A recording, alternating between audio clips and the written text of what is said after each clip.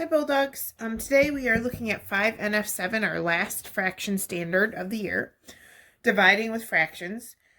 And the I can statement that we're working on today is I can divide fractions by whole numbers and whole numbers by fractions. So they're giving us a list of things that we should do. First, keep the fraction the same. We'll say the first number.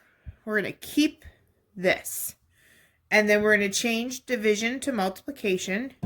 And then we're going to flip the second fraction. So we did have this. We changed to this. We flipped it. That's called the reciprocal. So when we keep change flip, we keep the first fraction, change division to multiplication, and flip the second fraction. Now you'll notice this was a 2, so they had to make it a fraction by putting it over 1. That value stays the same because 1 divided by 2 is still 2. So that's a fraction that means 2. And then they flipped it. And we multiply by the reciprocal. And then you see they had to put it in simplest form as always. So if we're going to practice with this one, we'll keep our first fraction 5/6. We're going to change division to multiplication, and then this would, as a fraction, would be 3/1. I'm going to flip that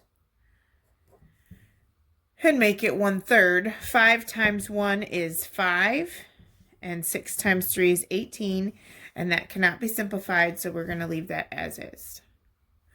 Second one here, I'm going to keep 3/4, change division to multiplication, and flip my second fraction. So instead of 2, I have 1/2. 3 times 1 is 3, and 4 times 2 is 8. So my answer is going to be 3/8. That can't be simplified. So these are the answers here. But then sometimes the first number is a whole number, not a fraction. So in looking at these, same sort of process. Change the whole number to a fraction.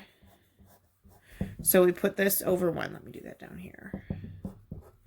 And then we're going to change and then flip or find the reciprocal. I'm going to put here that this means to flip. And then find the product. So when we're looking here, we're going to keep 3/1. We're going to change division to multiplication and flip the second fraction or find its reciprocal, meaning it'd be 4/3. So what was the numerator became the denominator. What was the denominator became the numerator. We flipped it. 3 times 4 gives you 12.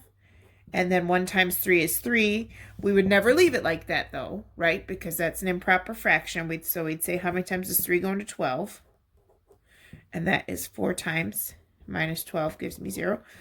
So my answer here is 4. And then the second example they give us, we're going to do 5/1. That did not change the value. It's still 5/1. So we kept, change division to multiplication, and flip the second fraction. So that becomes 5/1 instead of 1/5. What was the denominator is now the numerator. What was the numerator is now the denominator. And we multiply 25 first equals 25.